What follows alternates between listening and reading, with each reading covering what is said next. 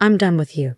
Just die here." My husband spat out the words, leaving them to hang in the frigid air as he abandoned me and our 4-year-old daughter in the snowy expanse of the mountain wilderness. I had no clue where we were, the biting winds mercilessly gnawing at our bodies, causing us to shiver uncontrollably. "We just have to follow Grandma," my daughter suddenly exclaimed, pointing in a direction where there was no one to be seen. Despite the absence of anyone there, I decided to trust my daughter's strange intuition. My name is Nancy, a 32-year-old remote worker. I had met my husband, Mark, at a group blind date. He was a charismatic entrepreneur, smooth-talking and confident. I fell for him hard, and we soon got married. Mark came from a well-respected family, and our friends envied the seemingly perfect relationship we shared. After our wedding, at the request of my in-laws, we moved in with them. They were kind people, but my mother-in-law's frail health demanded constant care. "Nancy, I heard you're a nurse," my father-in-law said to me one day. "My wife is so frail, and I've been so worried. We are grateful that you came into our lives." I left my nursing job to care for my mother-in-law, working from home as a web designer, a passion I had cultivated over the years. It allowed me to work at my own pace, without the pressure of strict deadlines. But one thing nagged at me. After 3 years of marriage, we still hadn't been blessed with a child. Mark's business flourished, but he became increasingly absorbed in his success, spending more time out than at home. "Listen, Mark, your mom isn't doing well. You should spend some time with her," I would plead, but to no avail. I longed to show our child to my bedridden mother-in-law, who didn't have much time left, and the guilt gnawed at me. "I'm sorry we couldn't give you a grandchild yet," I lamented one day. "Don't say that. I'm satisfied to have a daughter like you, Nancy," my mother-in-law replied kindly. She had become like a real mother to me since I had lost mine at a young age. On good days, I would take her for walks in her wheelchair or prepare nutritious meals that she could enjoy. I tried my best to make her remaining days comfortable. One day, she called me to her bedside. "I'm glad you're going to have a lovely daughter soon. She'll be born around the time Jasmine will bloom, so name her Jasmine." I hesitated, unsure of how to respond. I couldn't help but feel puzzled by my mother-in-law's cryptic words. Her health had been deteriorating, and I wondered if her illness was causing her to hallucinate. Not long after, she passed away, leaving me utterly devastated. I had been by her side every day since we got married 3 years ago. Shortly after her funeral, I discovered I was pregnant. The due date was set for July, the very season for jasmine flowers, just as my mother-in-law had mentioned. I was stunned, but more than anything, I was overwhelmed with joy. I couldn't wait to share the news with Mark. "Mark, listen. I'm pregnant," I announced eagerly when he finally came home.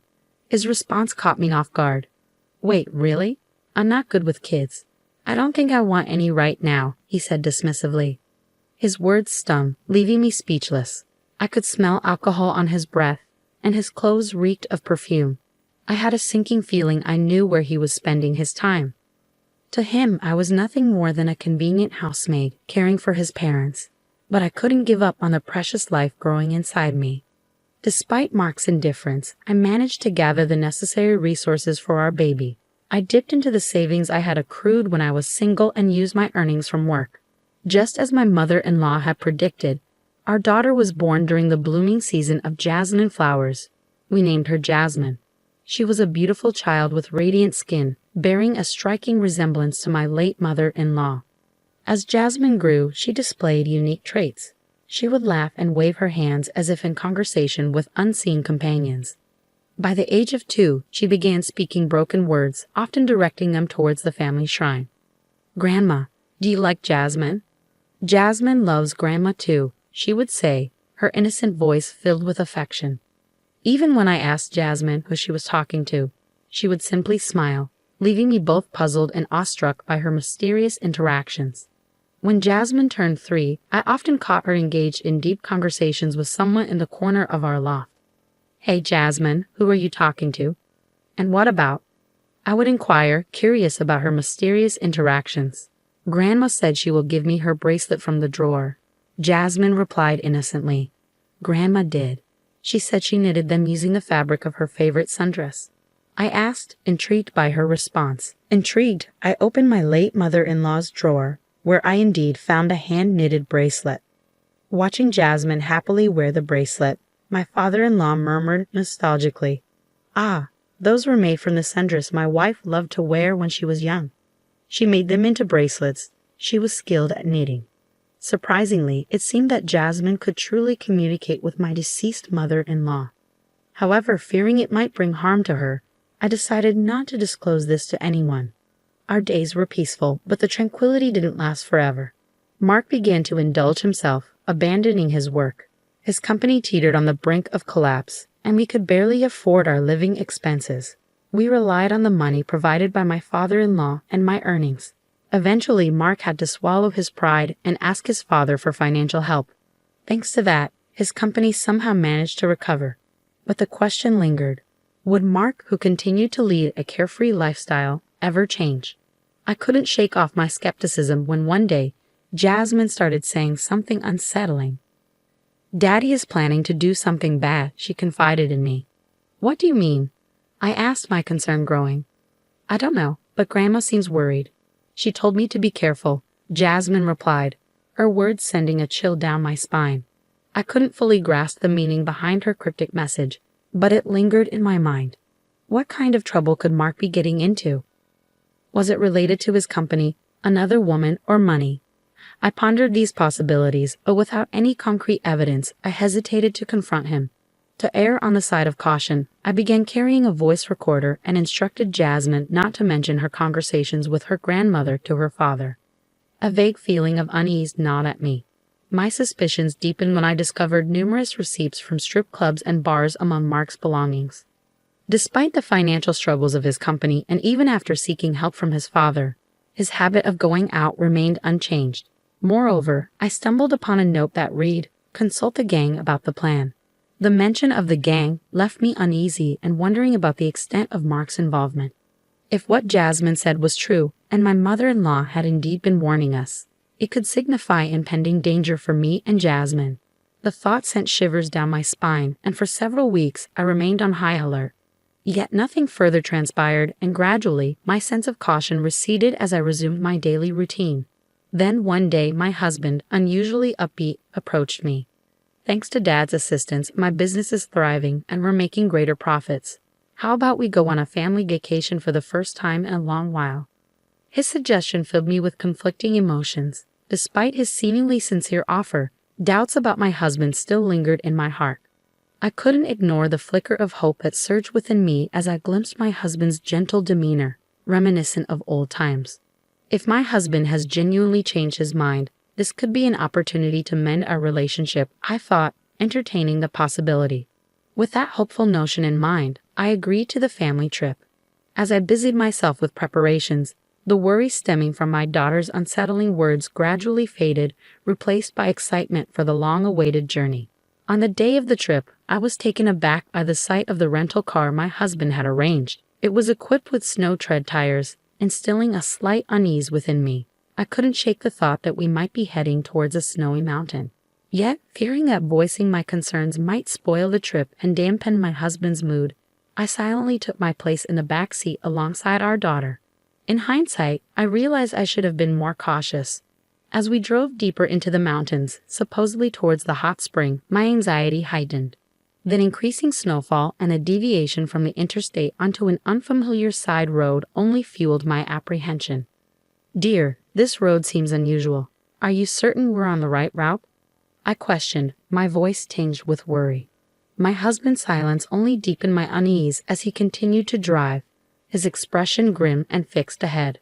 Clutching my daughter tightly, I bit my lip, suppressing the rising sense of alarm. Then, abruptly, my husband brought the car to a halt on a desolate path devoid of any road markings. "You two are of no use to me anymore. Sleep quietly here," he declared, his tone chillingly detached as he dragged us out of the car. "Oh, I almost forgot. I'll be taking your phone with me," he added casually before swiftly snatching the device from my hand. "Wait, dear." I called out in vain, my heart pounding with fear and confusion. I screamed, but my husband ignored me. With a smirk, he started the car and drove away, leaving us behind in the falling snow. Lost in the thick forest, we were stranded with no idea of our whereabouts. Though my husband had confiscated my phone, I had secretly stashed a spare one in my backpack. Yet there was no signal, rendering it useless for calling for help. Since we had left the interstate, a sense of foreboding had gripped me, intensified by my daughter Jasmine's earlier words. Thankfully, both Jasmine and I were bundled in winter coats with our backpacks filled with provisions for emergencies. Despite my preparations, the biting cold winds cut through me, chilling me to the bone. I retrieved a disposable hand warmer from my backpack, using it to warm myself and calm Jasmine with a caramel candy.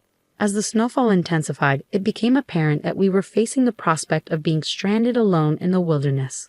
Uncertain of what to do next, I felt a surge of hope when Jasmine suddenly exclaimed, "Mom, Grandma says she's coming over here." Though I saw no one, Jasmine seemed convinced of her grandmother's presence. Trusting in her mysterious connection, I decided to follow her lead. With each step, I held onto Jasmine's hand tightly, navigating through the deepening snow, clinging to the belief that somehow we would find a way out. In that moment, I realized that perhaps it was the hope born from Jasmine's unique intuition that kept me going, even in the face of uncertainty. "I see a light. Grandma is telling us to go towards it," Jasmine exclaimed, pointing in the direction of the glowing beacon. Indeed, I could discern the faint illumination ahead, and a rush of relief flooded over me. "We're saved," I thought, feeling on the verge of tears. "Thank you, mother-in-law," I quietly whispered my gratitude to the guiding presence of my late mother-in-law. Finally reaching a hotel nestled at the foot of the mountains, we sought refuge to warm up. With extra cash stashed in my backpack, I knew we could afford to stay for a while. As we settled in, my thoughts turned to plotting my revenge against my husband. "Don't think I'll forgive you for this. I'm going to thoroughly investigate why you wanted us dead, so be prepared," I vowed silently, determined to uncover the truth behind his treachery. 5 days later, I reached out to my father-in-law. He was taken aback by my unexpected call, but his joy was palpable upon learning that Jasmine and I were safe. Hastening to our side, he arrived at the hotel to collect us. According to my father-in-law, my husband had been spreading a false narrative, claiming that Jasmine and I had tragically perished after falling into a snowy valley. I was utterly flabbergasted. To add to the shock, my husband had apparently told everyone that a search had been conducted but yielded no results. "It doesn't look like we'll be able to find them until spring," he had claimed, proceeding to arrange for our funeral preparations despite my father-in-law's pleas to wait.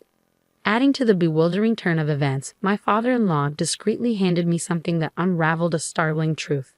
Upon confronting my husband, I discovered that elaborate arrangements were underway for our funeral. Large portraits of Jasmine and me adorned the room, casting a surreal atmosphere over the scene. Then, as if defying the laws of reality, Jasmine and I appeared before everyone's eyes. The relatives assisting with the preparations were rendered speechless, some even stumbling to their knees in disbelief. How are you alive?" my husband stammered, his voice tinged with disbelief. "Unfortunately for you, we're alive and well," I retorted, my tone laced with bitterness. His feeble attempt to feign ignorance only fueled my resolve. "You thought we would die as you planned, didn't you? After you left Jasmine and me stranded in the snowy mountains," I accused, my words ringing with accusation. The murmurs among the onlookers grew louder, fueled by the revelation that my husband had deceived them all. As tension mounted, I played back an audio recording from the hidden voice recorder, laying bare the truth for all to hear. Mark's chilling words reverberated through the room. "I don't need you guys anymore. Just die here," he declared, causing a stir among the assembled guests. "He's lying. I never said that. She's making up lies." Mark attempted to silence me, but his trembling lips betrayed his facade of confidence. Determined to expose his deceit, I played a damning video from my phone. In the recording, Mark callously confessed, "As planned, I abandoned them in the snow-capped mountains with the life insurance money from my wife and daughter. My company can recover, and I can enjoy a luxurious lifestyle. Of course, I'll also repay the loan I took from your group with some extra, so please wait a little." Caught off guard, Mark hastily tried to halt the recording, but it was too late. The room erupted into whispers, with cold, scornful glances directed at him. "How did this get out? Who was it?" Mark demanded, his desperation palpable. "I asked your father to copy the footage from the dash cam in the rental car you use," I revealed, watching as Mark's facade crumbled. "Mark, you abandoned your own son. Why would you side with a complete stranger? He challenged my father-in-law.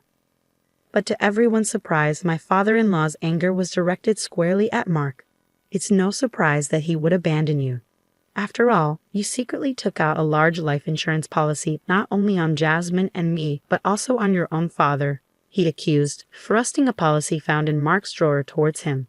Mark stood speechless, cornered by accusations and damning evidence. With no escape, he made a startling admission. Look, everyone ended up alive, so it's all good, right? I was forced into doing this by loan sharks, he confessed, his desperation evident. I had it tough too, so forgive me, Mark pleaded. But his words fell on deaf ears. Don't make me laugh. There's no way I can forgive you. I'll be reporting this to the police, I declared firmly, my resolve unwavering. We're a family. You can let this slide, right?